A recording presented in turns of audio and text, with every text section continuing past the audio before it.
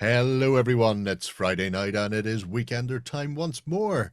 And this week we have a bit of a retro feel to the show with a retro indie back from the 70s, a whole bunch of games reinvigorated by their companies, and a look at some 70s and 80s sci-fi classics. How wacky is that?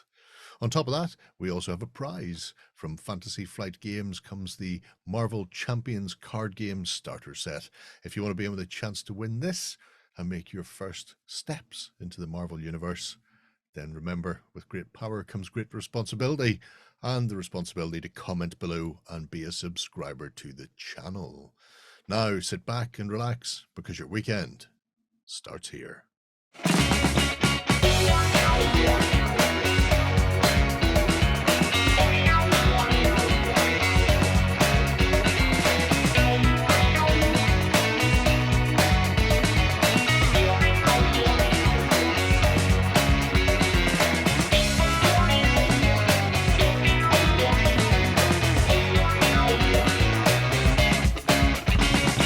Hello everyone and welcome to the Weekender. I'm joined this week by John, Justin and Ben. Hello. Hello. Hola, welcome back. Did you have a good vacation? Nah, not really. Who you asking? Because two of us were off. So blackout, you don't remember. Got it. No, I'm working around the house and then Klopp handed in his notice for the end of the season. I'm going to be in mourning now for the next 4 months. It's going to be mourning. As people on the unofficial hobby hangout have already discovered, my background will be various Klopp pictures. I heard about that, and my first thoughts were I should get wellness checks on Jerry and Shay's dad. I was looking around for a black armband. Apart from that, not too bad. Good. What about yourself, John? Do you have massively fun times playing in donuts in the tracked vehicles in your car park? I wish. Sadly not. I'm assuming John had a damn good time. Oh, you're very funny. Yes. Yes, I built more of the things I'm not allowed to talk about according to one person. So, no, apart from that, I just locked myself away. I just went, do you know what? I'm not listening to any of this anymore. World can take care of itself without a John for a week. Yeah. It's the way to do it. De-stress. De-gas. Ignore the world. Like a resin miniature in a vacuum chamber. De-gas yourself. Raised my head up long enough to see how Stormont was doing, realized it was still empty, and went back to sleep. That's par for the course there, really, isn't it? Yeah. We're all back, getting the band back together. We're like some sort of AI making the Beatles sing once more. Oh. We shouldn't be talking about AI either. Oh, wait. No, yeah. Another red flag. I don't care. I don't know how it works. Well, this is why Jerry's happy. He just doesn't give a shit. Yep. It's a much easier way to run through life, to be brutally honest. Much easier. Right. Before we get into the show proper, we have some updates. We'll get to Dungeonalia in a moment, because we've got another cheeky one to show off. However, we will be here next week, but we won't be here for a weekender. Because we're going to be doing the OnTableTop Industry Awards show. TM. Possibly, hopefully, maybe. Oh, no, we will be. We are definitely doing it. We're doing it. So that will be replacing the Weekender next weekend with our look back over 2023 and what it meant to us. And I'm trying to think if there's any multi-award winning games delivering stuff that... No. There's one that includes Stones and Moons. Yeah. Did we manage to sideline that before Jerry just put it in every category? I don't know. Right. Here's the thing. Jerry basically acts as our GM. So in our universe, in our content coverage, that's God right there. Oh, yeah, it's right up there. Well, there's a pantheon. There are many upper and lower levels. It's very much like the Riftborn in many respects. So some games have been killed. And to survive, they have to be cobbled together with other games that have been killed, like the Planet of Battles and the God of War, to keep Oneth, where the two halves of their body were fused. Big shout out to all my Rift War fans. All three of them. Oh, there's more than that. There's so many, in fact, that somebody has bought it to make it into a terrible version of the book TV show. Oh, I look forward to that with so much joy. But that's for a couple of years down the line when that comes out, and I'll weep myself to sleep. Right, so industry awards next week. Don't know if they're going to come out on the Friday or the Saturday, so you might not see this slot being used, or it might. Never yet. Time will tell. It's going to go through Lloyd's hands, so he'll want to get it on the Friday. Yeah. If he does or not, we'll see. So yes, that will replace our regular weekender. We'll still be here for the XLBS, though, over on tabletop.com, so you can still join us on Sunday next week, as per usual, and of course, in 2 days' time. Mm-hmm. Right. So that's next week. What about this week? What about Dungeonalia? What have you found, Ben, in the dungeons? So obviously still doing Dungeonalia, carrying through until the beginning of March. So you've still got plenty of time to get your projects built and prizes won, obviously. But I thought we should have a look at another one of the projects that sort of caught my eye from the collection this week. So this one was a fun one from Rich SH, who had been diving into a little bit of Space Crusade, which I thought was a very nice way of taking things. Mm-hmm. Obviously, as we've said in the past, Dungeonalia is not just about the traditional kind of fantasy dungeon delving. It can be about sci-fi, pulp, anything that you consider to be dungeon adjacent, effectively. Dungeon crawly. Dungeon crawly. And obviously we have a whole range of different categories, as we talked about over previous weeks. You'll find the link to all of those below as well. But this one was looking at sort of revisiting Space Crusade and painting up all of the different orcs and goblins and stuff that you would have found in the game back in the day, and everything else, of course, including lovely Gene Stealers. Super tasty soup. Carrot and coriander. A stew of lead paint. Yes, exactly, yeah. And so this was almost a little bit of a early spring clean challenge in a way, in some ways, because it was sort of taking all the old miniatures, getting all the old paint off them, and giving them a new lease of life to be brought back to the table again. So this would be the perfect entry for a category like the Dungeon Monsters one, where you were looking to paint up lots of different things for your heroes to battle against in the depths of some kind of sci-fi dungeon, in this case with Space Crusade. And I think it's really cool. They're coming together quite nicely, going for the old slappy choppy method, as you can see there. Hooker, bit your tongue off. I wish we had like a necromancer section for the prizes, just where you're raising up an old game from the dead. Maybe next year. Get Lloyd to make another graphic for that as well. Of course, give Lloyd all the work. Yeah, you can ask him, Justin. Let us know how that goes. No. If there's one thing I've learned in all my years here, it's don't touch Lloyd. Don't just leave him alone. He's doing his thing. He's in his Lloyd box. Just leave him in his Lloyd box. Don't touch the Lloyd box. But I'm really liking the way that these are coming out. Obviously, the older scheme was a very sort of poppy, old school take on things, whereas this one's a little bit more of a new sort of grim, dark feel to things. I think it's quite cool. Should mean that the armies come together very nicely. I like that the greens are different colors for the different look at the Gretchen types of dance. Green skin. Yeah, so you got the Gretchens and the orcs there. Very nice indeed. So hopefully this will turn into a full collection. Sorry. You right there, Jerry? The face you make when you step on the Lego. Why are the shoulder pads so fuzzy?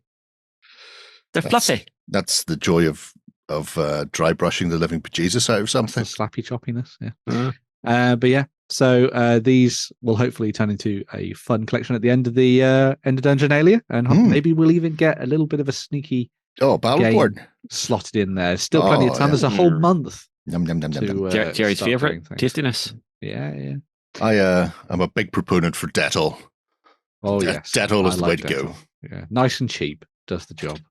Methylated Spirits does it too, though. Yeah, that's what's the one we used to use? Reusable. Simple Green, was it? Simple Green.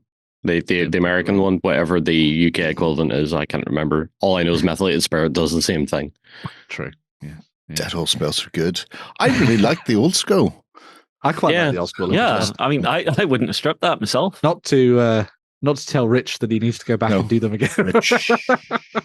Presumably they were correct the first time. Well, presumably this is too, because he uses some of these for his 40k army as well. Yeah. So presumably it's tied into a bigger force. Yeah, I mean, it is something we've talked about before, taking old school miniatures and painting them with modern techniques. I think he's done a brilliant job. Yeah, they look nice. They look really good. I like it. I like what you've done there, Richard. If other people want to join in, still plenty of time. You can just go there. It explains all of it. Explains the prizes, explains where you can go, what you can do, how you can do it. You have to go to a grey screen somewhere.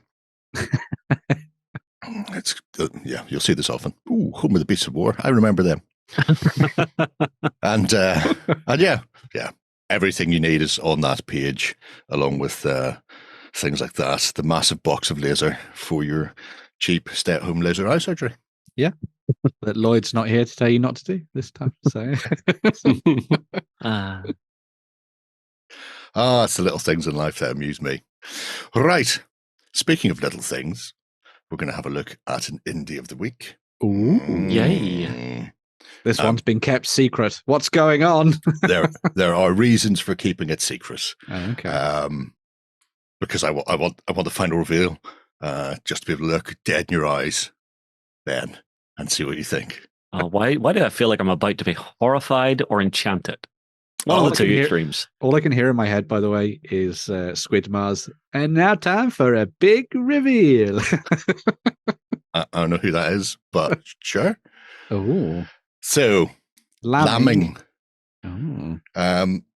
No. I don't see any sheep here. What's going on? Bill Lamming was one of the first miniature sculptors in the 60s. Oh, okay. If you've ever seen, there's an old bit of documentary, BBC News documentary footage from like the Midlands of somebody making, they're actually minifigs, but they're making Napoleonics by using lead solder to build up the model. Oh, wow. So they make, so this range has been taken on. Bill has passed a while ago, unfortunately. This range was taken on by somebody else. So, two caveats. There are two scales here. There's some 20mm stuff, which is obviously spot on for anybody doing 1/72 style miniatures. So if you're playing World War II or Ancients or whatever, there's some 20mm stuff, which is great. A lot of it is 25, because that was the style before scale creep became a thing and people started aggressively expanding. So regulating. And I know some of our community members, like Sir Humphrey Retired, used Lamming stuff in the past. In fact, he got a golden button for an army that he was doing to replace his original 1970 Lamming version of a Punic army, I think it was. So this is these. So your mileage may vary on some of these because obviously they're going to be much smaller. But the range themselves are quite delightfully cute. As you can see there, you've got little Egyptians and Greek and Persians and all sorts of things, but in a smaller, more compact and bijou styly way. But if you want to do sort of DBX style games where you're maybe just multi-basing 5 or 6 miniatures per stand for getting into Ancients, then it's not going to be the worst in the world if you're making up a couple of forces for yourself. But obviously there are a lot of people who started with Lamming and went on for a while with it. So this range also contains a few additional ones under the Lamming Plus, which is modern sculpts that have been sculpted to match the same size. So interesting. There's only a few bits and pieces here and there in that. But as you can see, the likes of the range is fairly comprehensive for the style and time period. You've got your cavalry, your elephant riders, your little siloi. A pound a man's not too bad. Pound a man's not bad. Pound of pop's good. Yeah, you may find that some things come with separate bits and pieces, like you can get cast weapons for some of the World War II stuff. The weapons and heads are sometimes separate, so you can combine your own. But they're a nice, substantial sort of range of things. Here we have the medieval for your Cressy 100 Years' War. You two can have the Black Prince running around the place with his crown on his head and everything. Look at him go. God bless him. I should say, I think this works very nicely for those people doing that kind of multi-basing, smaller scale stuff. Pick up a whole bunch of these and just quickly get units, regiments, etc. together. Yeah, very nice. So, like I say, it may be that this will not be to everyone's taste, and I imagine that some of the people who know already about it or have it will know that this exists anyway. But I mean, look at 25mm stuff. There's a little corner of wargaming history that I didn't know existed. So this is very cool. Mhm. It's a double sort of. I'm wondering how, I mean, because they're 25 to eye level. So Yeah. Why Would has he they- would lost they- a shoe? because that's just how things go sometimes. That's a bad. That miniature's having a bad day. Yeah, in the Also, back and forth of battle. Yeah. It may be that he's got some sort of fancy sock on. Yes. You can never tell with the That's true. Landsknecht, and their fancy clothing. But yeah, the 25s are really nice, but problematic if you're trying to blend them in with a modern range. So this will be a pretty much your one-stop shop, one and done. Boom, Mhm. Do it and then move on with your life. But I do like the fact that somebody went, I started with this, met the man, loved him, want to continue his work now that he's gone. It's very kind of classic toy soldier look. 100%, yeah. Well, I mean, this is probably the toy soldiers came first, obviously the Britons, and the big square or / rectangular bases with the texture on them just scream. I've painted so many of those in my life. So obviously when somebody started a war game and they're just recreating those style of miniatures, but in a smaller scale. Yeah. But lovely. So that's your 25s. After that, though, I skipped Leonsley. I think Napoleonics are also 25. Yeah. World War II. Hey. So these are 20. So these more comparable with the likes of your 172nd, your Airfix kits, that sort of thing. So if you want to pick up some additional bits and pieces for either special weapons or commands or whatever it happens to be, then you too can do that. And this is how I got into World War II wargaming. It was a mix of metals for the specialists and plastics for the bog standard rank and file. Nice. I'm quite enjoying the fact that he leaves the faces so undetailed. Yes, it's a human face, but it's not a people. Well, it's partly that and partly because of the method of sculpting he was using, or I say sculpting, building, layering. Original 3D printing. It had to be, and then I suppose there was some carving afterwards because it was lead solder after all, so it's lovely and pliable and soft. Yeah. Num. No, I'm loving the aesthetic of that sort of almost faceless soldiery. Well, it's very as Ben said, it's very much more the toy soldier-esque kind of thing where it's a simplified detail because of the methods used at the time. So. Paint them all in big bright enamels. Just blind people with the shininess. So, I used to have a collection of Britons, both military and the farming stuff, so I know exactly what you mean. There's some of our open-handed people. So there's a range of weapons and stuff where you can select those separately and whang them on in there. So that's your British, and they're half the price. You lose 5mm, you lose 50p. Yeah, they're pennies a piece. Yeah, that's it. Well, you don't be splashing money up the wall whenever you're just looking to build a force for the table. Because that would be insanity. Americans no images for those, but you get the idea. Little tiny men. They do little tiny men things. Now, if I creep to Lamming Plus, so there are some that have been sculpted to either give extra range to the range, so a few more different spearmen or additional cavalrymen, that sort of thing. Again, these are the 25s, and all delightful in every way, shape, or form. Yep. But the idea is that these have been sculpted rather than crafted in the old style of, you know what I mean? Yeah, so you'll see a bit more detail on them. I go to you, sir. But still in the same aesthetic and feel as the old ones. Yeah. And sizing, the most important thing of all. all of a sudden you won't get somebody twice the height like a Goliath, striding like a Colossus out between the streets. Everyone in Wargaming must be the same height. Yes. If there was a Toy Story for Wargaming miniatures, it would be entertaining. Little Viking berserkers. Hello, little Viking berserker. Hello. Lovely gruff fellows. They are. They're delightful.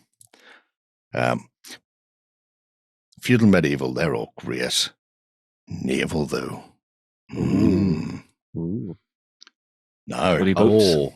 Oh my. He's doing little boats, little medieval coglets. And well, those are precious.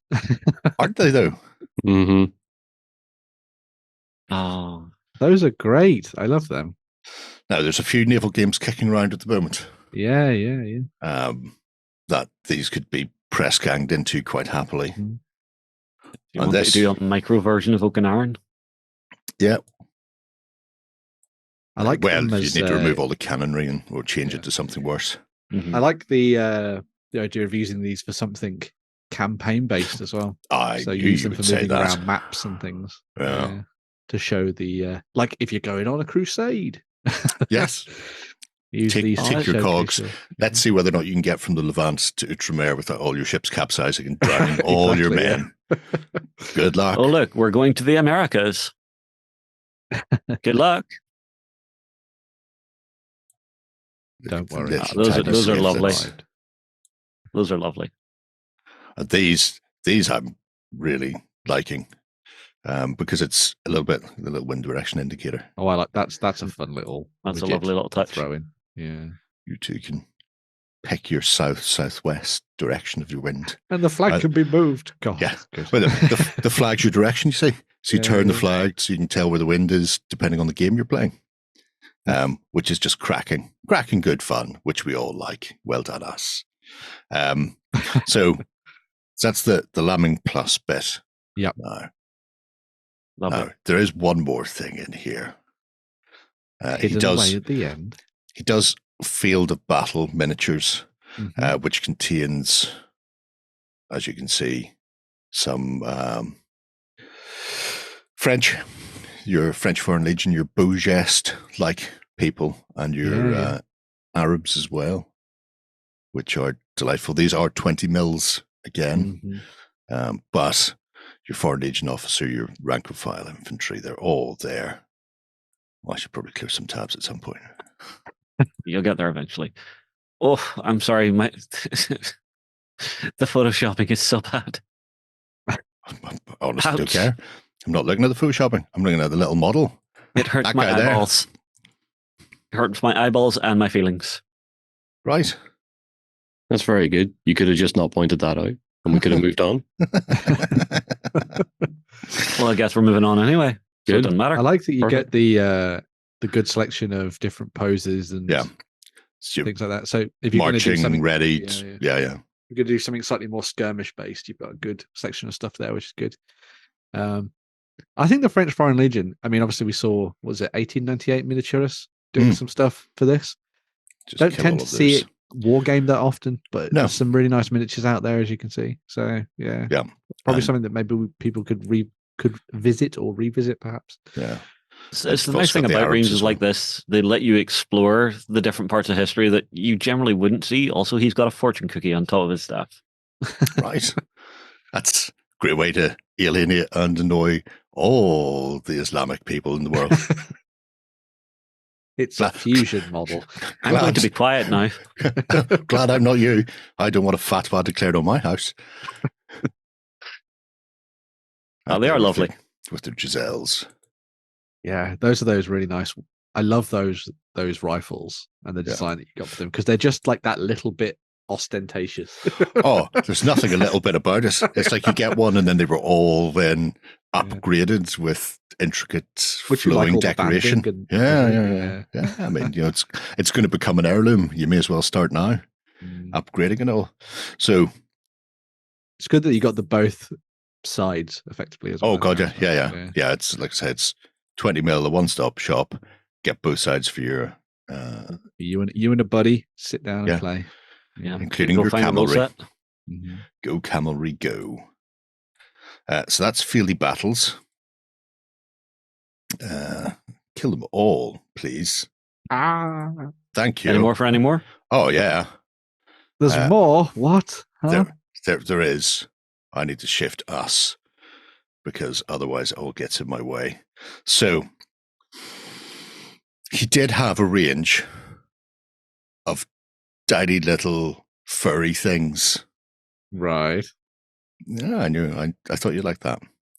So if we go Musketeer fantasy. Oh, no. Yes, Ben. The Musketeers. Yes. Now, these are metal. Well, those are adorable. Right? However, this is the old range. It's being replaced. Ooh, I like that. So if I go to here, Lumiere. Oh my God. this is the new range. Currently, 3D prints. I imagine the fact he's put currently means they may become a metal range at some point. Metals or something, yeah. Yeah. Oh. But as you can see, there's so many. It's a little bit Narnia. It's not Narnia. It's very Redguard or Redwall. Yeah. Redwall. Oh, well, he calls his version Redguard. So right. Yeah. Which is why it stuck in my head. You've got your Musketeers doing all Musketeery bits. But they're pretty cheap as well, which is good. I like that. Is it all Mises? Oh no! Oh God! There's more. There's of them have got guns. Actual Musketeers with muskets. If I go up away from the mouse, we must protect the king. You've got a couple of Catguard for when you need the heavy hitters to come in. And where's Antonio Banderas when you need him? And bladder people. So Catguard go. Oh, that's amazing. Exquisite Catguard go. Stabby. Very flamboyant. Cat assassins. When they arrive, it's a catastrophe. See what you did there. Stabbery. Those are nice. Aren't they, though? Aren't they? I didn't think that I needed more alternative models for mice and mystics, but apparently I do. So, oh, man.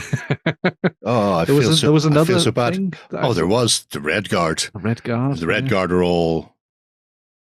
Oh, dastardly rats. Filthy rats. God damn those rats. Dab the ball to hell. I'm loving the helmet design on this. Yeah. It's a nice sort of adaptation for their rattiness. Very cool. Little rat officer. Is there a what's his name? The bad guy.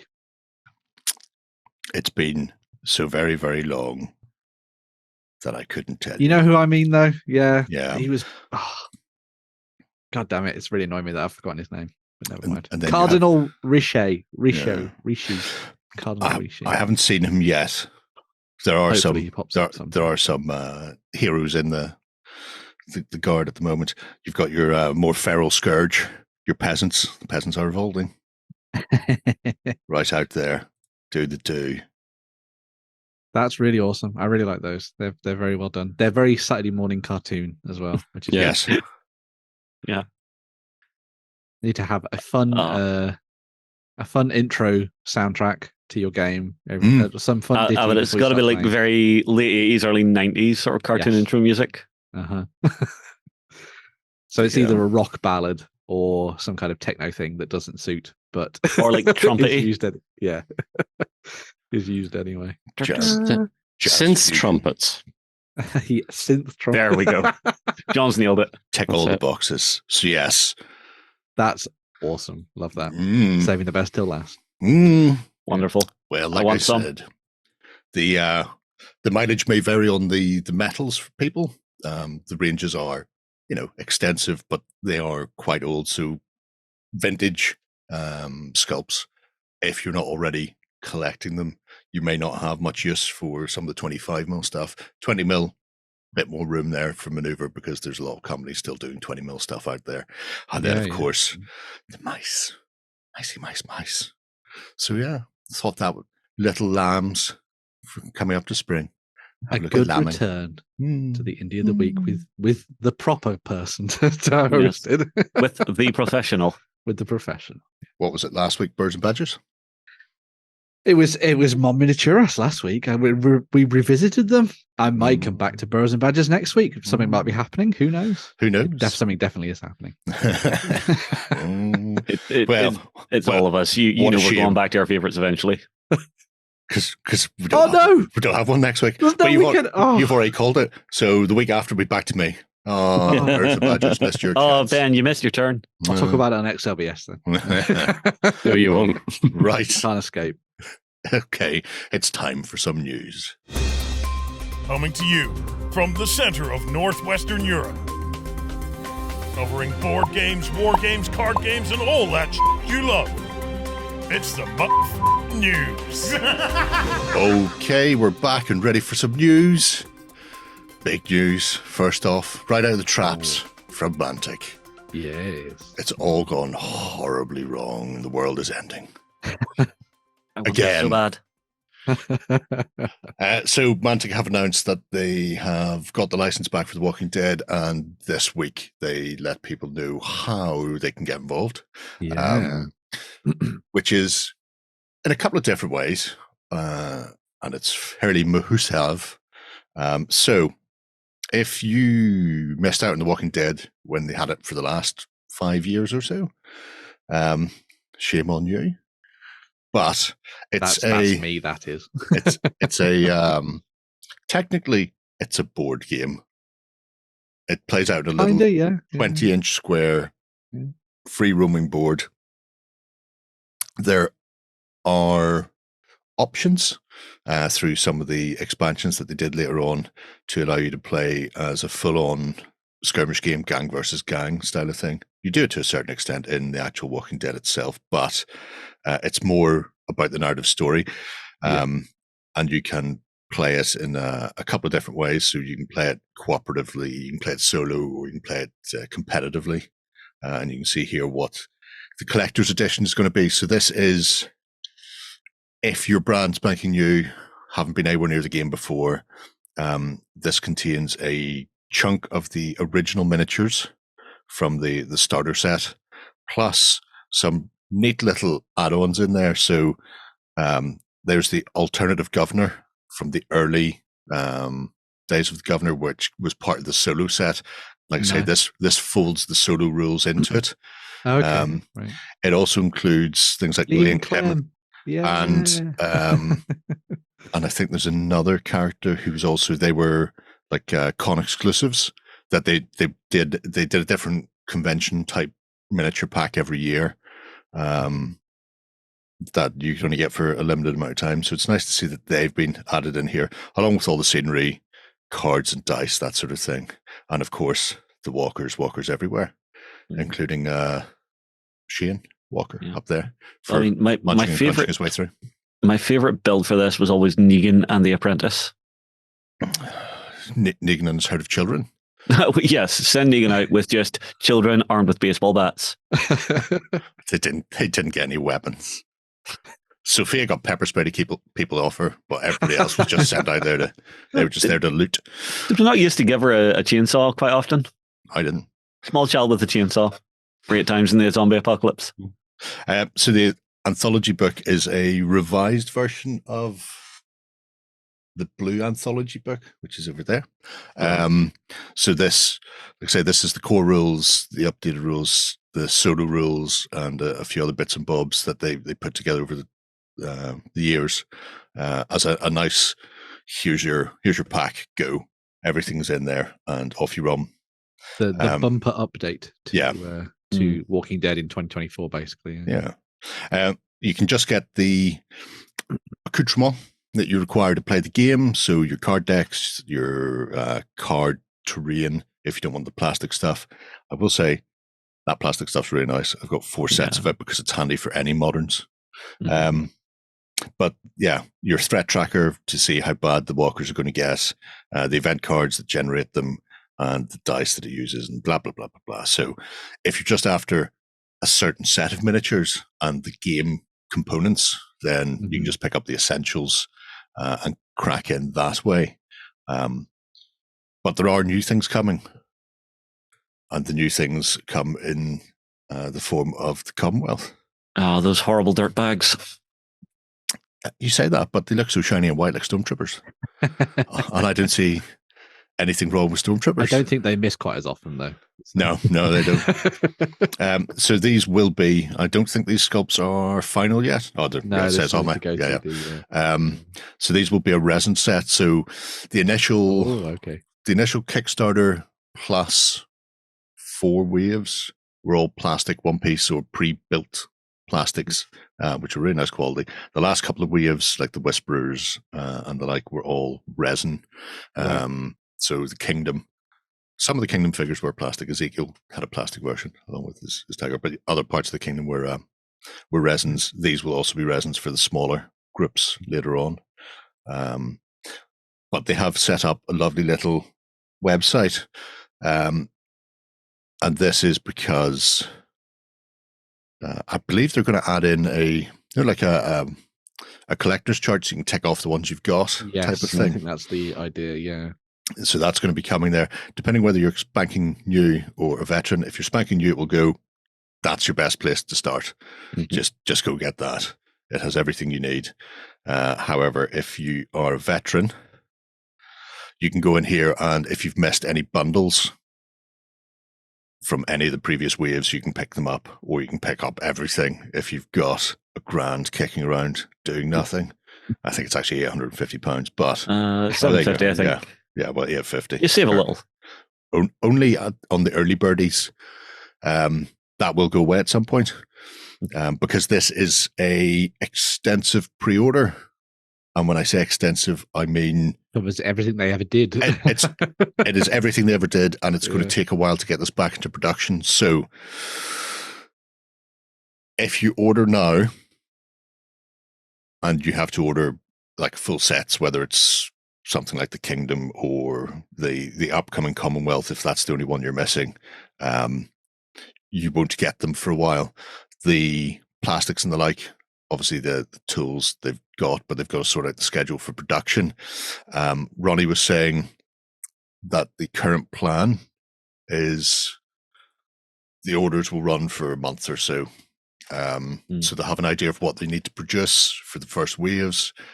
They're hoping then to get those made and shipped, and then they'll be ready in late spring, early summer. So they're aiming for May.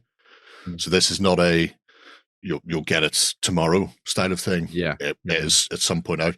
Once they've got the waves in, and you may be looking at going, I don't need 80 more walkers or whatever it is. Once the waves are in for people who are either catching up or starting, and they've got the production running again, they're going to go back and do individuals. So you'll be able to just go, I just need Lee and Clementine, please, or I just need that's cool. Shane. You'll be able to buy individuals that way. But that will be once everything's back and on track again. Does that become?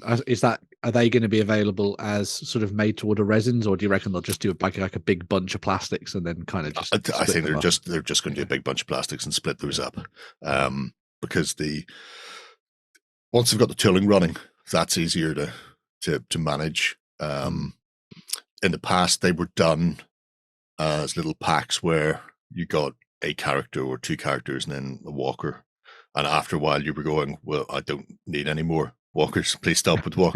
There's only so many will go on the board. The horde doesn't need to grow. By that stage they were hitting towards the resin field, and that's why the last few ones where the resin waves don't contain any walkers, because by that stage you've probably got more than you're ever going to be using in a game.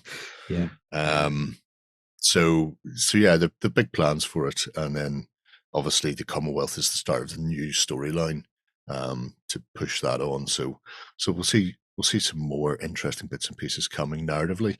The bigger skirmish game I was talking about, they're not looking at that yet, because they're just trying to get it back up and running as it was as the Walking Dead All Out War, and then they may revisit or re-release the rules, because that was slightly different. You had factions, you had list building to a greater extent than you do in the actual Walking Dead all-out war board game.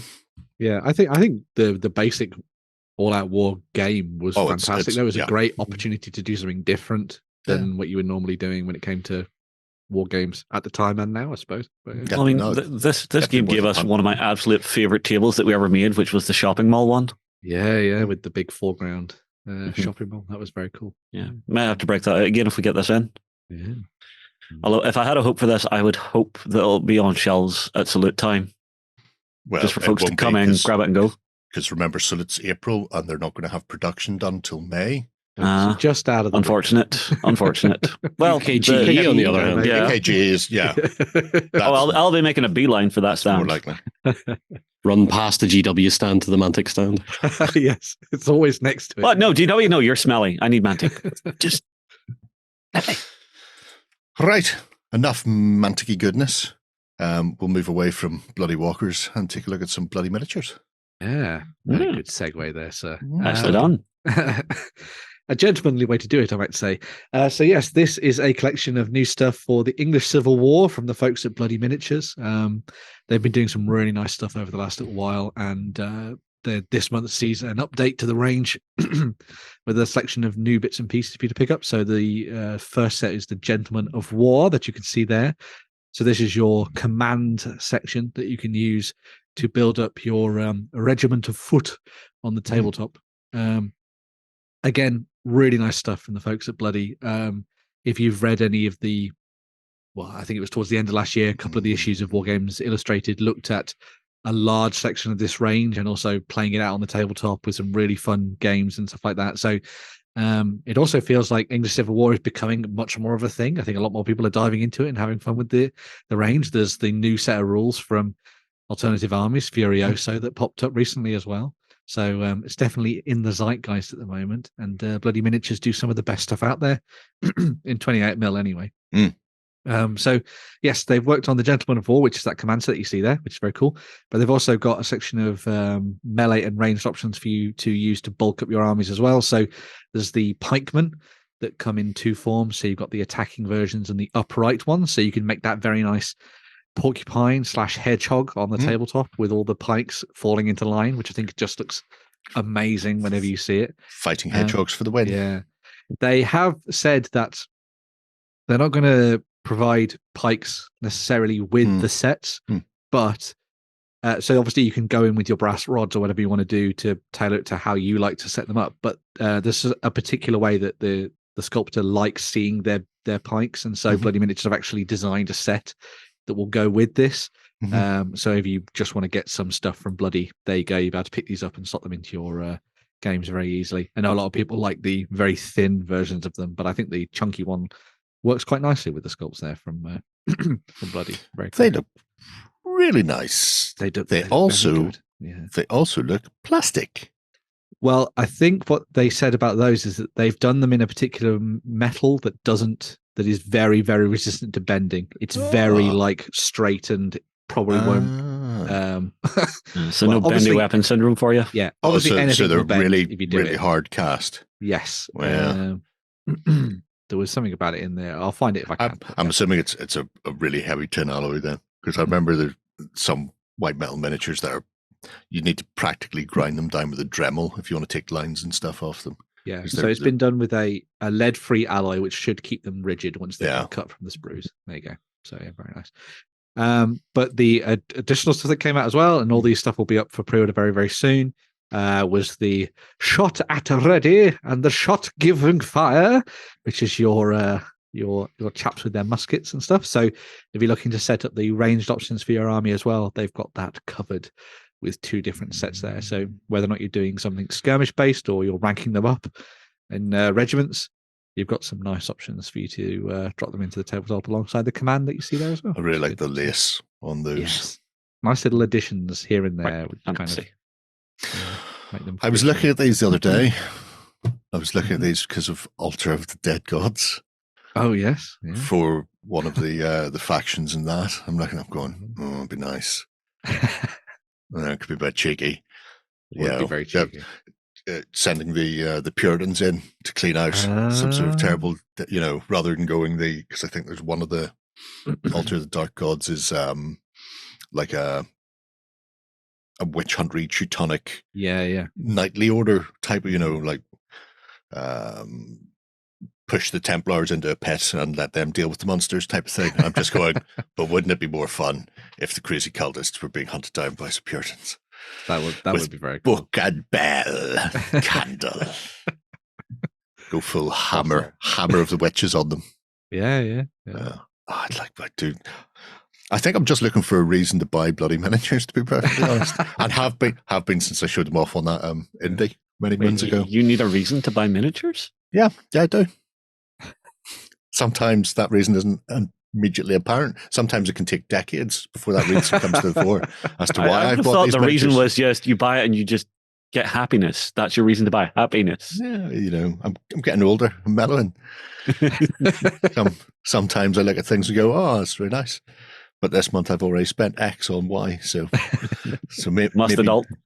Yeah, maybe when I know what game I'm going to buy them for, I'll buy them. We'll be sorted then. Yeah. Right.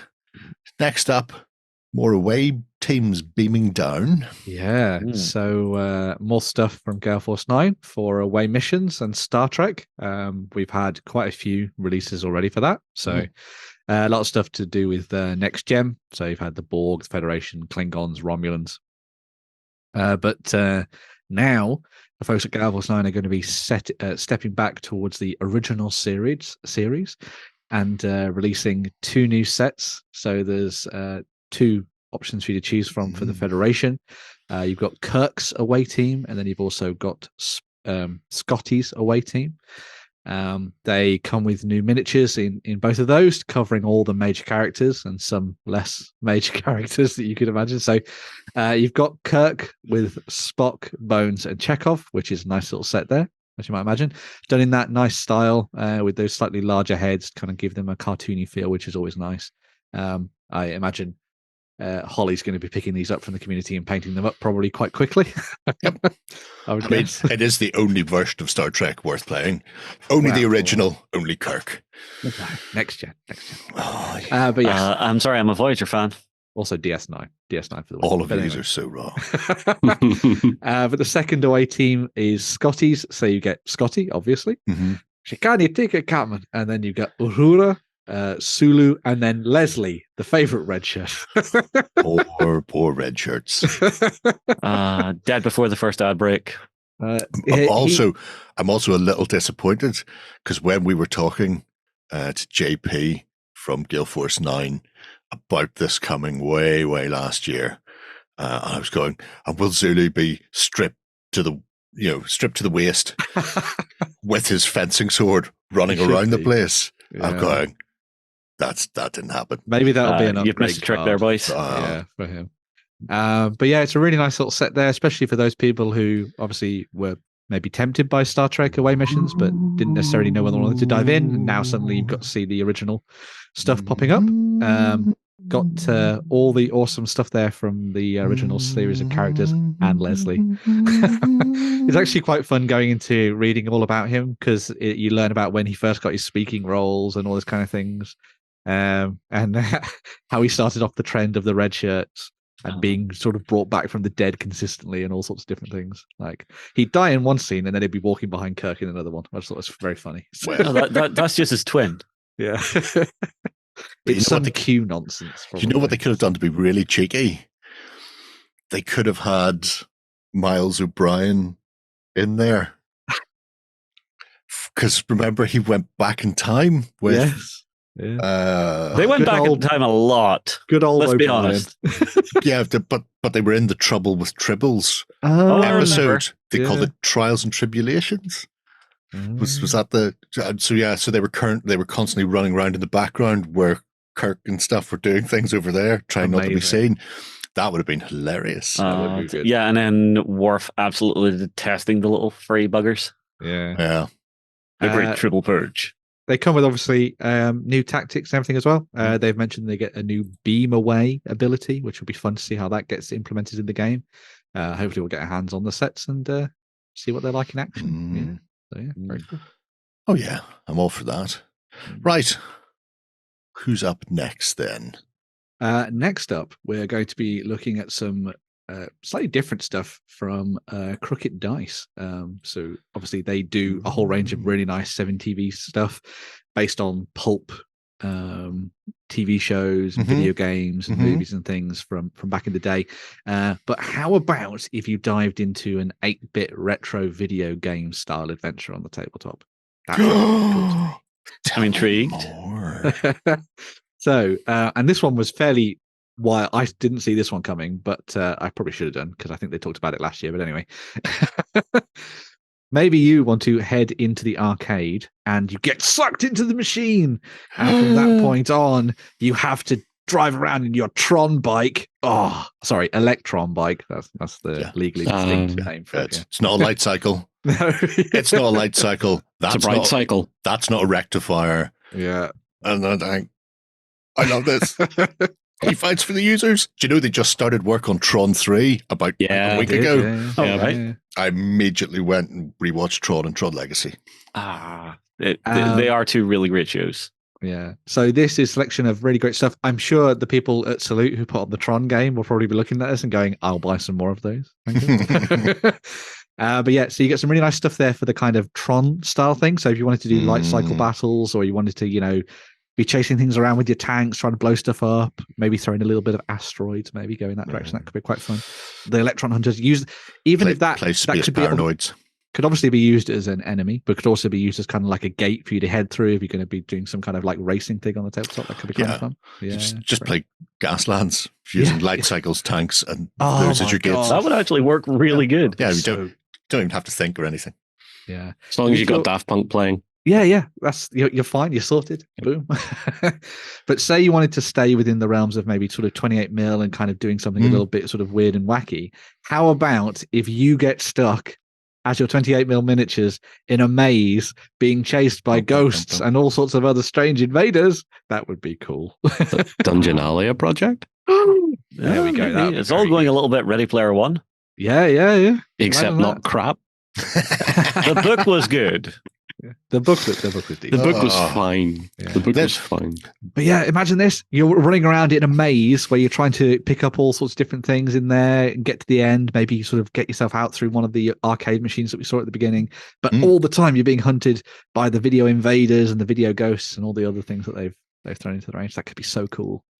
This is a Dungeonalia project waiting to happen to someone. Yeah. I really like these because obviously the original Space Invaders, apart from being a classic, was just a handful of pixels. Yeah. It's very easy to take a light cycle from Tron and then make your Electron bike or your rectifier or whatever. They're fully realized in 3 dimensions. We've seen them all. Yeah. A ghost, I mean, it's a stylized ghost, so it's relatively easy to do. But those, they are identifiable as an invader immediately. Yeah. Despite the other things only being 6 or 7 pixels, pretty much, moving regularly across the screen. Well, here's one for you, Jerry. So you know the way we've always talked about doing like vertical gaming boards? Yes. These miniatures would be perfect for that. Just with a magnetic back. Yeah. That'd be super cool.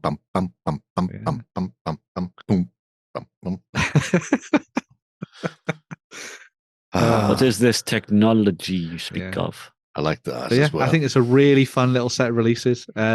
It kind of steps out of the. I mean, I know Crooked Dice do some really good stuff anyway, covering all sorts of different things. But this was kind of a little area of the retro that I'd not really considered. But I think it comes up with. I think it creates ideas for some amazing games on the tabletop. Whether or not you're going to do something Tron related, or is there a Pact Man? I hadn't seen one. Maybe one will pop up at some point. But what I was just thinking is, if they do a set of ghost busting type people, I'm just having them chasing Inky and Pinky around the place. That would be cool. It'd just be hilarious.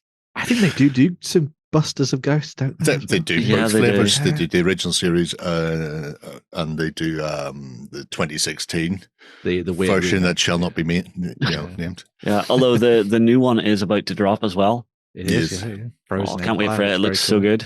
Yeah, it's got all the member berries. Remember? It does. The nostalgia kick. Remember you slime me? Remember? Talking of kicking things, Steamforged Games have decided to kick the tires on Guild Ball. Oh. And see if the doors fall off. And see if the doors fall. Yeah, and it looks like their support for the game is going to be returning. So a lot of people will know that back in 2020, I think it was, Steamforged Games shelved Guild Ball. It became a community project from that point on, was sort of taken over by the people who loved the game. The competitive scene still developed. They were still creating lore and background and tweaking things and holding tournaments and everything else. And the game has had sort of like a life beyond Steamforged Games and that sort of initial sort of change, that shift from them in 2020. But what they announced last week is that Guild Ball support is going to be returning. They're going to be starting things off with a selection of free STLs for their basic kickoff set, if you remember that. So this isn't what you'll be getting in the set, obviously, but this is the kind of an idea of what will be presented to you. So the free set will be everything that existed as part of the kickoff set in the past. So you get the Brewers and the Masons, which you see there, alongside the sort of terrain and tokens that you'll need to play the game. And then everything else will be available as sort of PDFs and things that you can download. So if you're somebody who has maybe seen people in your local area playing games of Guild Ball, they actually do show it off somewhere in this video, actually. But that's what I'm trying to find. But if you're somebody who's sort of maybe dived into Guild Ball with their community and said, "Oh, this is really cool, but I can't get my hands on the miniatures," well, they're going to be providing those for people to dive into and pick up, as I say, as free STLs via their partnership with My Mini Factory. From that point on, what they said they're going to be doing is they're going to be doing things on a print-on-demand basis. So all of those initial miniatures will be available as STLs for free, but then from that point on, you'll effectively buy a team or buy individuals, buy star players, etc., and then they'll be sent out to you as miniatures printed off by My Mini Factory, and I would assume only games because they tend to do the physical side of things with them. An interesting one there, obviously, for people who maybe were sad that the game had disappeared, or maybe were about to dive into Guild Ball and never actually got the chance. Well, this is now an option for you to dive in and start playing the game again. So. I think it feels like a more mature way to return to the system, because I know when they stopped supporting it, there was a lot of community backlash. There was a lot of community tension building up before they stopped it anyway. So I could have foreseen a lot of tension starting again if they just said, "Here's a new 2-player starter set with new miniatures and new this, that, and the other," and the community that's built up around it have went, "Actually, no, we prefer what we have." I like that it feels like they're feeding that community rather than trying to take it over again. Yeah. I mean, Guild Ball was always a really fun, tight, tactical game. You know, and it's one that I was sad to see go, so I'm happy seeing it come back. I still have my female Masons lineup. Yep, I still have my Brewers, which will never work because it's a terrible team. No, we played it once, John, and dear God, you couldn't pass for toffee. No. Well, as you say, John, one of the nice things about this is that they do seem to be working alongside the community that is built up for the game now, which, as you say, is the right way to approach this. It's one of the things they put out the initial video that we saw there that Jerry was showcasing, and there was obviously mixed reactions to a lot of that. Obviously, you know, some people were very, very sad when the game disappeared, but it feels like Steamforged have approached this from the right direction, as we're saying. They've specifically said as part of their Q&A video, which you can also watch in the link that will be down in the show notes, that they're not looking to step on the toes of the community that has helped bring the game to where it is now. So they're not interested in splitting things up to have like an official Steamforged version and then this community version. So I think they're doing things in the right way. Obviously time will tell, but it's good that a game just isn't lost effectively, and the miniatures are coming back. Yeah, I do think it. Oh, go on, Jerry. I was just going to say, I think it's probably the only way they could do it. The reason they stopped was they'd hit a point where they couldn't expand it any further without starting to make the game unplayable. And they told people that. And then you can't be sitting with essentially a game that is no longer being supported because everything's out for it, and then just keep producing it, because from a business point of view, a lot of that will end up as sitting as dead stock on the shelves. And yes, players will get annoyed that you can't buy it, but at that point, I suggest that the majority of the people who are playing it probably had most of the teams, and there weren't a huge amount of new people coming in. And so you're much better off going, well, we'll do it print on demand. because I imagine if it was selling like gangbusters previously, they wouldn't have stopped it.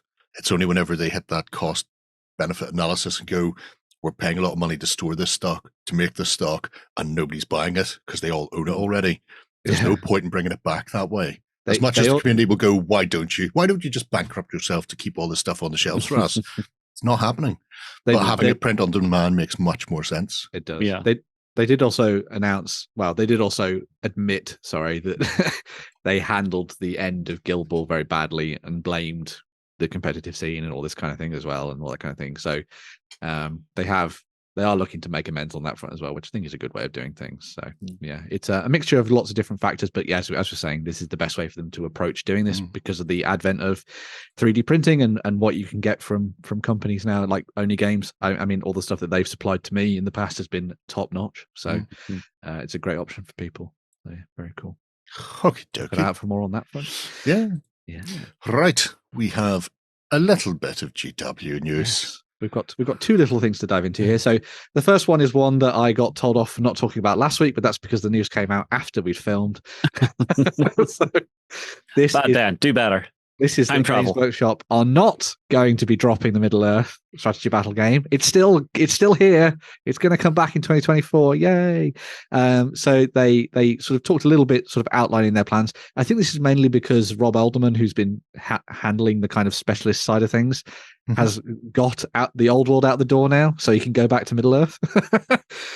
So they announced that they're going to be doing a whole range of made-to-order sets for Rohan. So you're going to be able to get your hands back once again on the Renegade Masters, the Heroes of Helm's Deep, the Defenders of Helm's Deep, which is another set that I know a lot of people really like, alongside Eomer, Knight of the Pelennor, and a whole host of other bits and pieces as well. These are proper classic miniatures that will be returning in metal. Lovely jubbly. I have all of those miniatures. That's my favourite Eowyn.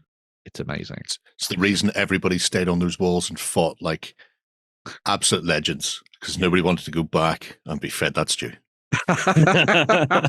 Yes. You're not wrong. Wall. Blow the hole for retreat. Really, sir? Because I don't think the men are leaving. Or they can stay on that wall. We are not going into the caves. We will be fed. Smell it from here. I'm sorry, just that one Olympic runner orc just running into the tunnel going, I got it! Yeah. Goddamn Legolas. If only you could shoot straight. But yeah, some really nice models there, especially for collectors that maybe missed out on these the first time. It's good to see these back. The next one, Eomer, Knight of the Pelennor, is one that a lot of people really, if you go to the next tab, Jerry, that model, a lot of people really like. Doesn't really look like Eomer, I will say. No. But a lot of people are going to use him to represent Theodred and stuff in their games, I think, which is quite nice. But yes, lots of stuff returning for Rohan and Middle-earth across the various races there, which is good to see.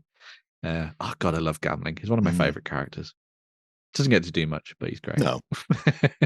Nice sculpt, nevertheless, you know. Yeah. And at the end of the day, isn't that the most important thing? Yeah. And I'm definitely going to get that Rohan Commanders set, which is the next one. I'm definitely getting that because I don't have that. And I missed out on it because it was part of an army box that I wasn't collecting at the time. But there we go.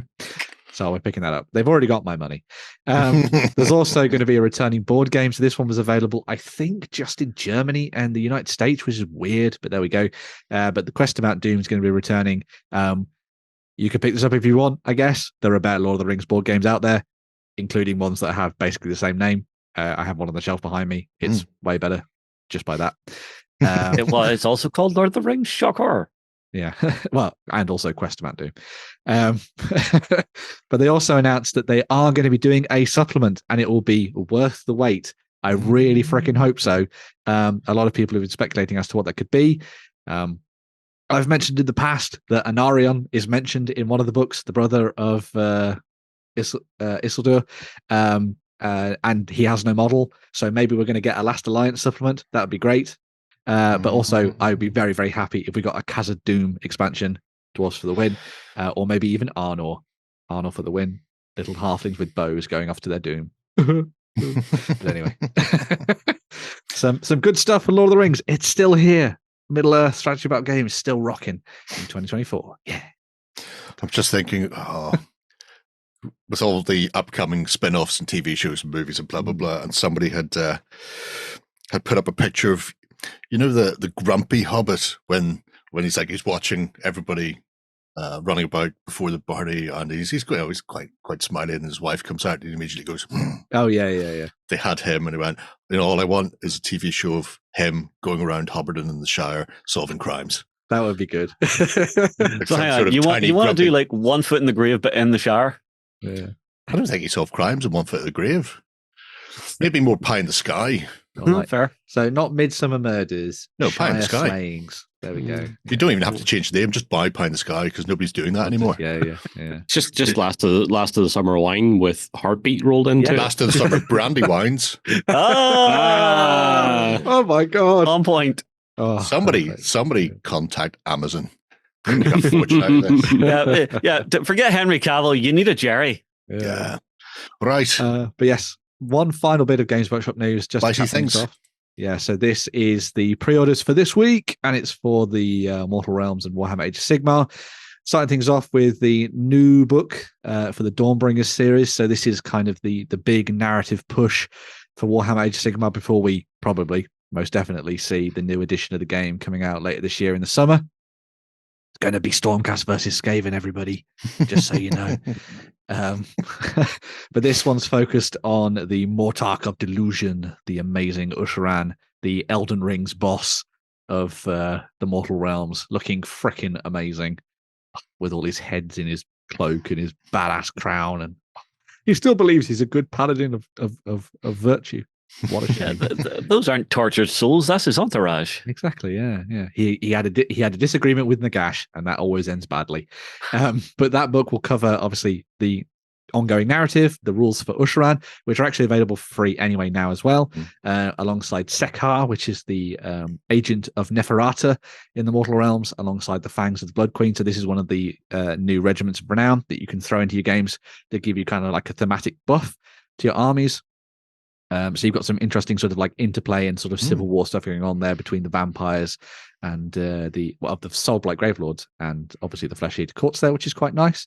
But alongside that, there's the release of all the stuff that was sort of previewed towards the end of last year for those people wanting to create a much more dynamic and interesting Flesh Eater Courts army. You've got the Grand Justice Gourmet, the Aberrant Cardinal there, the Royal Decapitator. Just realised that's a wig made of intestines. It is. Yeah, the most gooey of periwigs. Lovely stuff. Yeah, the Aberrant Cardinal's amazing as well. The Royal Decapitator, probably my favourite miniature, I think, from the set. I just love that kind of simplistic, sort of old school feel to him. Very kind of Warhammer of the past, more time. So it's quite nice. Yeah. There's also the Vargulf Courtier as well, if you're looking for something slightly more bestial. Again, kind of honing in on those kind of Strigoi feels from back in the day of Wartime and Warhammer fantasy battles. And there's also the Marascroll Herald, which was originally a miniature that came out at the start of the Dawnbringers Crusade series. But alongside all those characters, which is nice to see for the Flesh Eater Courts anyway, we also got some new basic miniatures as well. So you got your Crypt Guard.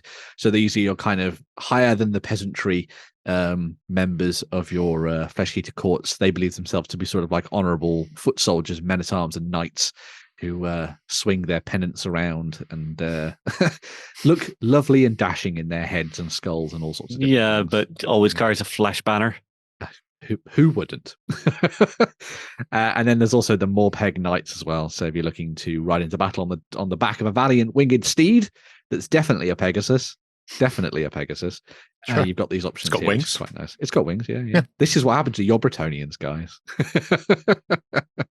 And then obviously all the rules for these are going to be included as part of the new Battle Tome, which is going to be available to pre-order as well. Again, sort of separated from the army set that it was in previously. And then you could get yourself some dice if you're a bit of a Flesh Eater Courts fan anyway. Yeah, I think that would have been nice if it had like bones and stuff. Can we get those for Lloyd? You want to get them for his birthday? It is coming up. And he must use them with every vampire army undead army that he ever runs. So. It'd be worth it just to see his face when he sees the Batwing skull. Oh, dearie me. They're wacky things. Yeah. Every success is a failure for Lloyd with that. That I'm not sure about. What is going on with her head? That's very. It feels I'm trying to remember what the Elven. Well, yeah, it could be Slanesh. Oh, Luminath, yeah. That's them, yeah. Is that what's happening? Do we have an elf vampire? Maybe Rob the Lumineth Realm Lord? Yeah. It's because Neferata has a massive hat. So I think they've tried to carry on that theme with her. Right. So the whole sort of Fair. Lamian thing going on. Oh, okay. Well, there you go. All right. But you can pre-order those this week from store.tabletop.com, maybe. Bing, bing, bing. Yes. Buy merch. That now. Yeah. I feel a swish coming on.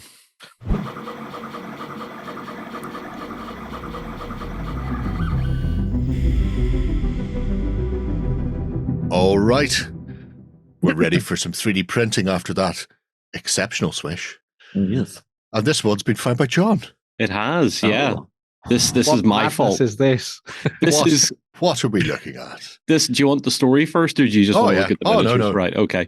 So, I think a couple of weeks ago I mentioned that I'd been watching Blue Eye Samurai on Netflix, Yeah. and it's a brilliant show. And I was like, oh, getting a bit of taste of samurai here. And then when Lloyd got all his samurai for Christmas, I was like, I bet I could do better than that. John requires superior Nippon miniatures. Yes, I bet I could do better than that. And we have 3D printers in here, and I was like, So I did a search and came across Kyoushuneko.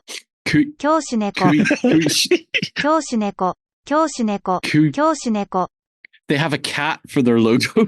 Fair enough.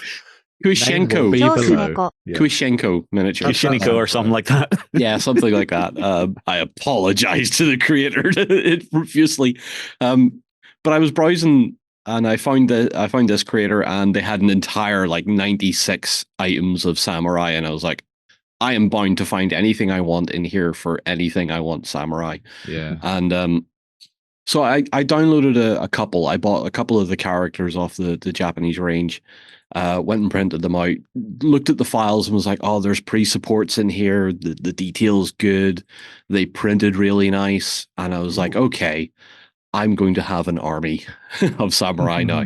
And I just, as Jerry would say, fill your boots. I just filled my boots with a load of infantry and stuff and started printing it. And it was the files are just so easy to work with. All the pre-supports are beautifully thought out, beautifully laid out. You can get a ton of them on a decent sized printer bed. And I've just been going nuts, as we'll see in the XLBS this week. So I went to this guy because they had the most complete selection. They had everything from Ashigaru up through all the cavalry, the mounted bowmen, the mounted samurai, you had samurai on foot. Then it had a little bit of the fantasy element thrown into it. There's a few demons and oni and stuff like that. Oh, that's cool. Elephant. I'm digging the Mikoshi Shrine. I don't have it yet. Maybe I'll need to find I'll find an excuse to put it in somewhere. There we go. Use it as a war machine. Yeah, but the detail is fantastic. They've printed excellently. Barely any marks on them once you get the supports off and everything. So it's all really well thought out. And I thought, well, if we haven't talked about these guys before in a 3D printing segment, they deserve a shout because the stuff's just been great. No, these were new to me. I'd not seen these, which is really awesome. So, the character there with the sword out, Daimo Oda Nobahide. I'm learning. John's evolving. I printed him first because after Blue Eye Samurai, Netflix had a short series on the age of samurai, and I was like, okay, it's a Netflix show, it's probably going to be mostly crap anyway, but it'll give me a better feel for it. And I was looking at the age of Nobunaga as one of the big warlords that was trying to unite Japan. Oda. Yeah, that's it. Yeah. And Hide is his brother, I think, is a member. It's a member of his family, and I was like, "Oh, cool! I know who this is. I'll print him off." So just as a test, because I knew the name. Yeah. We'll have to come back to that one, John. Because I'm loving the fact that you can just get a set of sumo wrestlers. Yep, he's such a nice model. See, my samurai knowledge comes only from Samurai Warriors, the spin-off to Dynasty Warriors. So don't worry. I thought it would all come from The Last Samurai. Tom cruising it up. I mean, also that. We would also have accepted the Samurai Pizza Cats. Yes. Right in the childhood, Jerry. There's that too.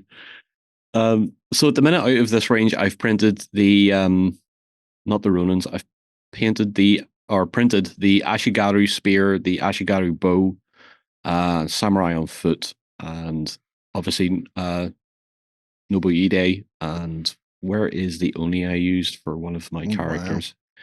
There she is, the one in the middle. Female Oni Ronin.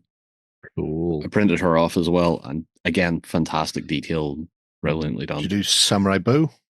Or Ashigaru? Oh, it was Ashigaru Bow, yeah. And Ashigaru Spear. These are the ones you've been working on. So sort of covering all the core bases of your army at the moment. Yeah. Because I'm not going to talk about the game system here, but I will in XLBS.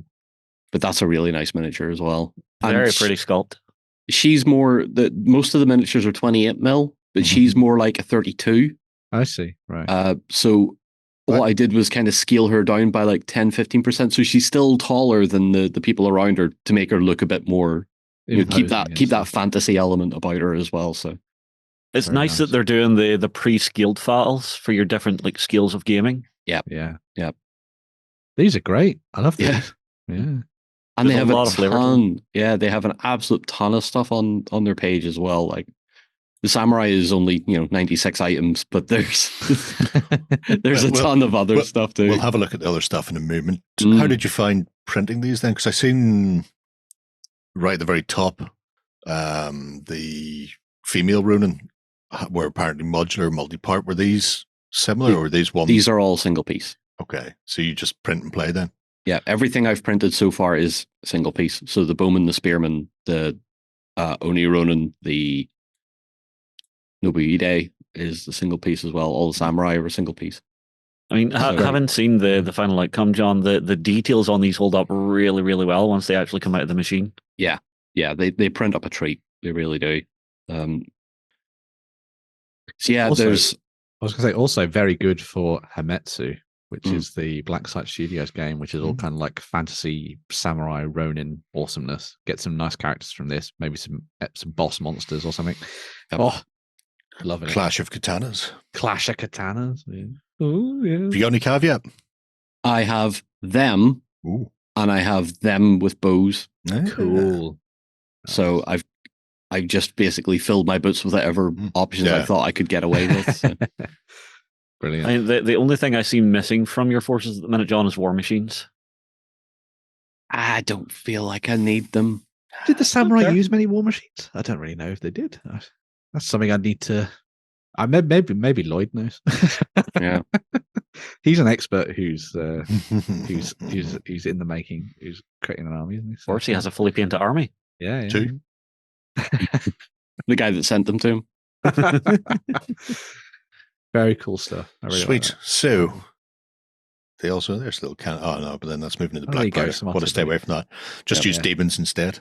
Yeah, just so if you could go to store, Jerry, and then you click on the dwarf one. No, so on that little tab with the 657. Just that store.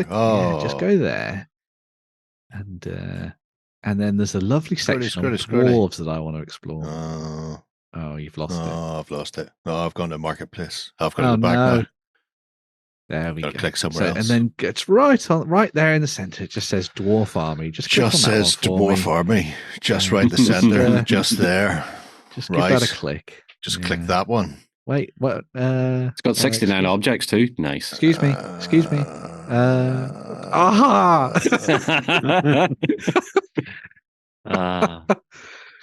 Oh, I've been having a look at this. Oh my days, they're lovely. I love the Guardians as well. They're so nice. I love the little gyrocopter guy. It's a lovely little selection. Ooh. So yes, if you are looking to dive into the old world and you didn't buy stuff from Mod Miniatures last week, then maybe come here and get these 3D printed instead. would be my advice, I would say. But yes. I won't dwell on it for too long, but yes, they've got a very nice section of dwarves. Screamy persons. Yeah. Flying sky dwarves with gyrocopters. It's a flying machine. Dear me. And you live with yourself. Boat tanks, interesting. Look at that. That's bizarre. It's no more bizarre than the Kick Origin Overlords. Yeah. That at least to me makes more sense than just wearing a bubble on your back. There's the bubble not to keep them down. I'm going to float away. I'm going to fly into a war zone with a giant ball of hydrogen. Yeah. Oops, skadoosh. My surname is Hindenburg. I have Hindenburged myself. They're nice. Yeah, the gunners are cute. Yeah, I like those. Very nice. Different. I've always got a thing for shields with a bit to put your weapon through. Yeah. And of course, all your thrones. Oh, I got the Anvils. Mounted Dwarf Slayer. Yes. Handy for Berserker Lord. On mount. Very good stuff indeed. But yeah, I just wanted to make sure we obviously touched on the dwarf bit. Yeah, because we'd hate to to get past an actual episode without talking about dwarves, wouldn't we? What's the Shigun Tai Deathcore? Yeah. Oh, they're probably like Deathcore, but unfortunately I've clipped Araby, so. Oh, Gary, no. Yep. Why you do me dirty like that? My mouse was there. Yes, my choice got through. Yeah. You can have flying carpet battalions. Wow, that's interesting. I know a community member who'd probably quite enjoy looking at some of this stuff. Horatio. Yeah. With his... Oh, that's cool. Get all gin up in here. Oh, Yeah. I love the Wind Genie. The Sultan Jafar as well is very cool. Oh, gorgeous. Love those. There's a set of flying cav. See your Pegasus, and I raise you Axminster. I raise you the Dunelm Flying Corps. Oh man, That's an amazing general. I love that. All about that Sultan. Mm-hmm. He even got his lovely parrot as well. Does. That Gorgeous, Jin looks far gorgeous too work. happy, or just happy enough. Manic. yeah, no, he's been released. He's coming out. He's just going out for a barbecue. Your wishes are death, death, and death. If your wishes are to defeat thine enemy. Way to do it. Like that. We were saying recently there's not enough fantasy Araby in the world. Cavalry! Derry loves his cavalry. Love my cavalry. Causes fear in horses, you know. My mini factory's as slow as a dog. Yep. Yeah. Now I know how people It who is try to very attempt slow. to get into our project system feel. Yeah. You keep saying that. You keep saying that enough, and Tom will eventually get to it. He won't. He's got too many other things to do. Yeah. Right. Oh, it did open. Oh, we do get to see it. Oh, Very nice. look at them. Oh, full on Gullum in all the regalia. Very nice. Really nice armor. I love the detail on the camels as well. It's very well done. There you go. You get bitten and bitten going anywhere cool. near them. Lovely, Right. lovely. So that is John. Kyoushuneko. Kyoushuneko. People with the cat as a symbol. Cat. What People we with do the is cat. we find somebody online saying it perfectly, and we just dub it over. Yeah. Or just get Google to do it. Yeah, just use Google Translate. Oh, Yep. Jesus. Well, Justin, you're the editor here, so Kyoushuneko. it's over to you to do that. Ta-da! Right. We have a couple of Kickstarters to take a look at before we run off into the night. And the first one is Stormbringers 2, the Stormering. Yes. So this is another one from the folks at DakkaDakka.Store. We've looked at some of their projects in the past, but they've done really nice selections of miniatures, bits, vehicles, and everything else in between for you to build up your sci-fi armies of various guises. This time it is the turn of the Vikinger in space. And those people wanting to add to their Space Wolfy type armies on the tabletop. As is the case with all of their Kickstarters.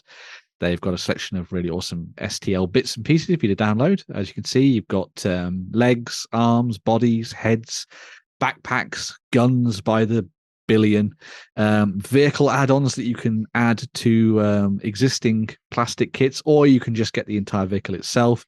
You've got loads of different hero characters, which is always good to see, alongside lots of different troops that you can just build using the components that they've created. So you can build your own very unique Stormbringers army on the tabletop if you so desire.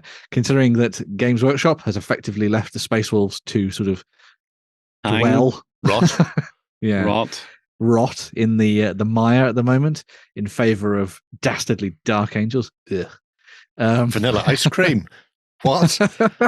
No, hang on. Yes, did you see that? Yes, it is vanilla ice cream. Vanilla ice cream. There's some very funny names in here, I will say. This is a great opportunity for you to dive in and pick up some stuff that would be of the Primaris scale. I don't know why I went Primaris. Primaris scale, mate.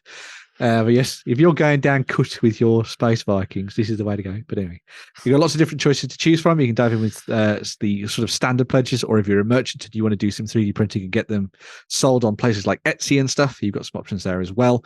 The base pledge is jam-packed full of stuff. You've got all the different characters and the vehicles there, which is really nice to see. I particularly like the Berserker squad. Be a really good opportunity to kind of play around with the idea of Wolfen, but in a different vibe. So sort of go with the idea of them sort of like pared down with like half their power armor missing, charging into battle to kind of like claim an epic death. They used to have a kind of Slayer analog in the Space Wolves back in like, I think it was 6th, 7th edition, but I think they got rid of it, didn't they? The sort of lone wolf got removed, alas. Shame. Nice that they have a free bit set so you can actually test it out yourself. Yeah. So let's they've done that before in previous campaigns as well. So if you're interested in downloading stuff and seeing whether it works for you, make sure to go and check that out and see what you think. Lots of test prints as well on their campaign page, so you can go and see what they look like, alongside painted examples of the finished stuff as well. So if you are tempted, go and check this out and see what you think. What's quite nice as well is that we've got a competition running with them, same as we did for the Tiger Miniatures campaign last week.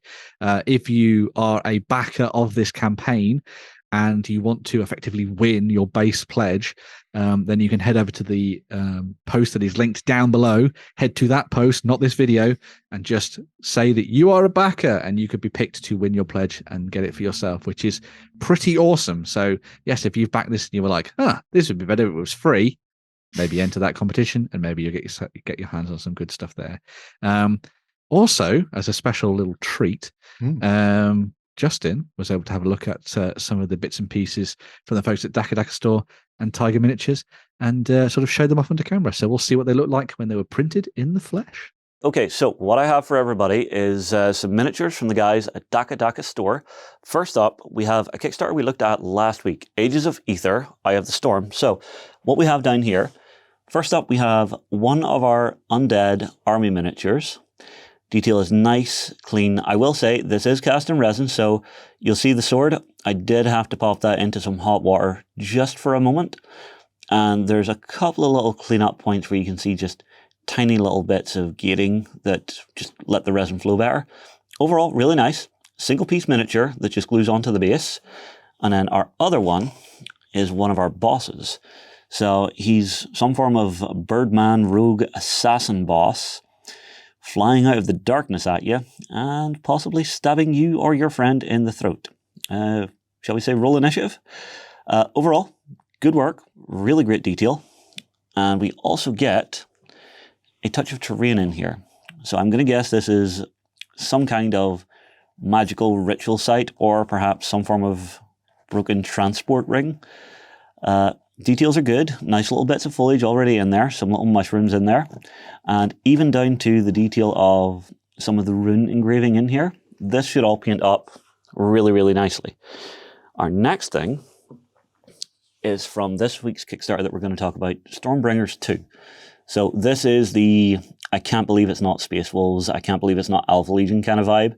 If you're looking for like alternate models to add some flavor into your forces, these are always a great option because the feel, the aesthetic is really, really good. Parts for this one, so we came with our base, our big wolf body, main upper body for our guy, and his little totem piece up top. Now, it is cast out of resin, so as you can see, we did lose a claw, but just a touch of super glue, and you'll be fit to pop that on again, not a problem. Overall, I think definitely something worth looking at. Definitely nice miniatures and just a great option. So I'll tell you what, I will kick it back to everyone in the Weekender and we'll see what they think. Yeah, so there you have it. What do you guys think of the miniatures? They came out really crisp from what I'm seeing. Yeah, I've really liked what they've done with this little selection of stuff. Tiger Yeah, Mitch but did a really it's good. nice that they're also fulfilling for other Kickstarters as well, because there's the one we had last week as well. Yeah, so Yeah, some really John nice has stuff it. from Tiger, and some good stuff here for Stormbringers. So now you've seen them in the flesh as we have them. Yeah. Lovely bits and pieces there. What do you think, John? And, yeah. It feels rock solid enough. I want to throw it, but I know I'll break it. Give it a wing. So somewhere Dave from Mini War Games like, do it. Intrusive Do it. thoughts win. You know you want to do it. Just do it. Do it. The best way of testing the miniatures, just drop them.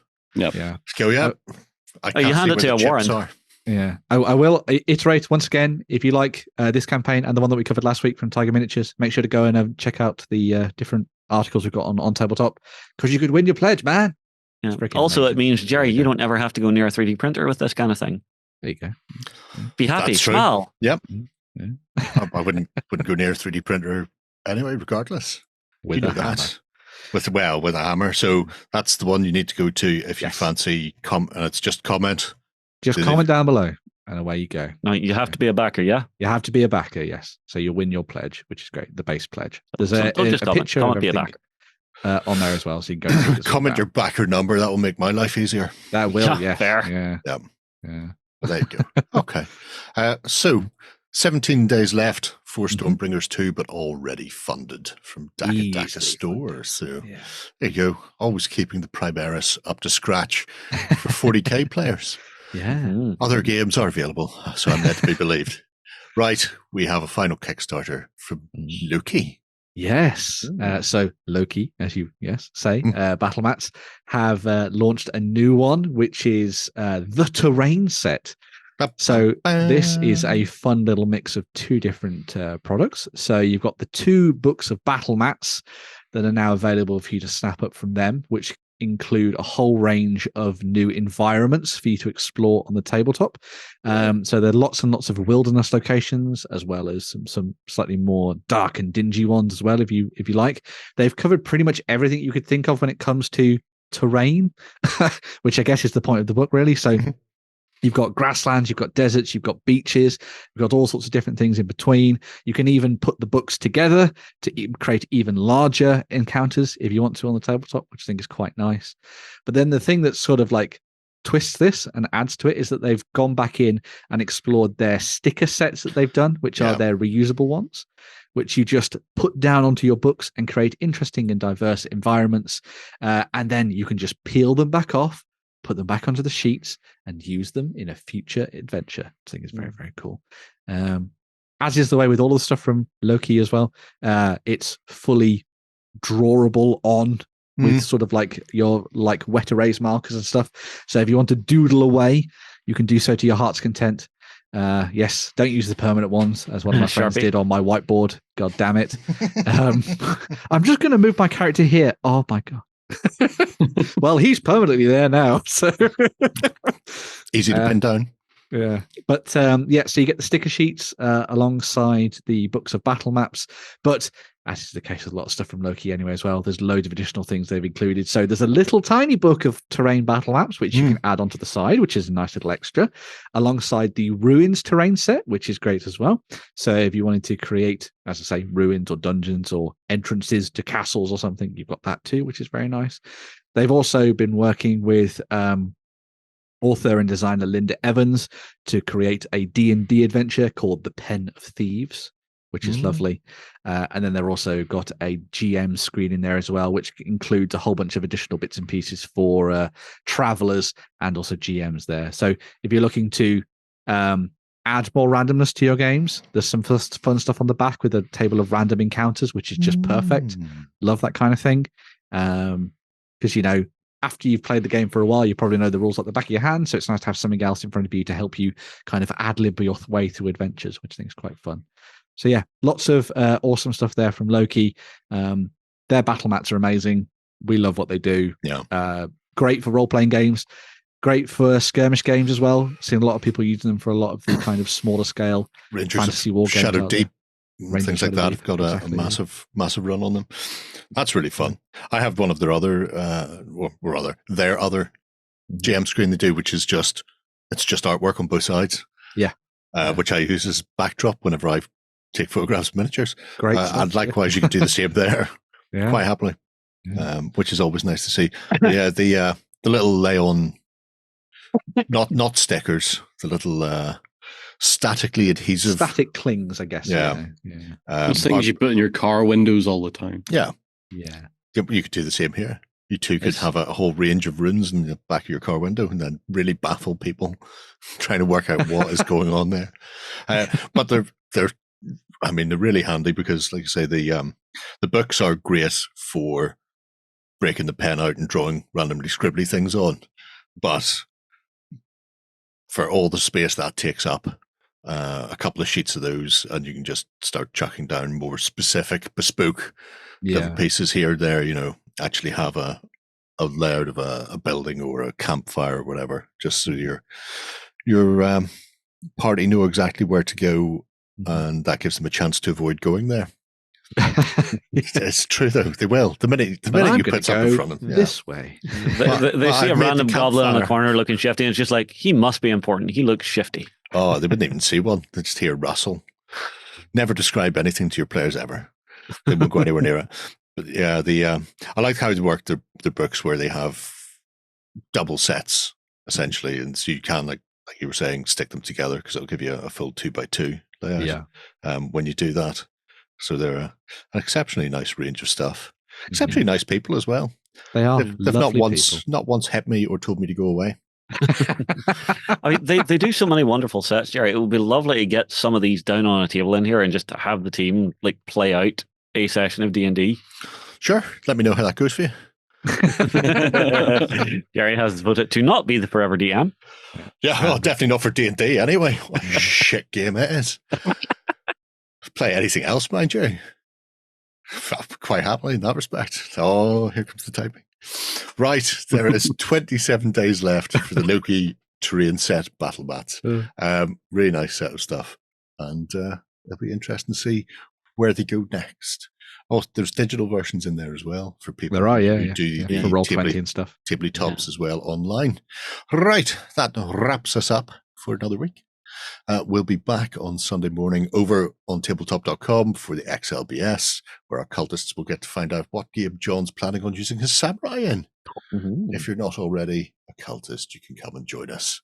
Join us for 30 days for free. Then after that, you have to stamp up cold, hard cash, or I will accept alcohol in lieu of payment.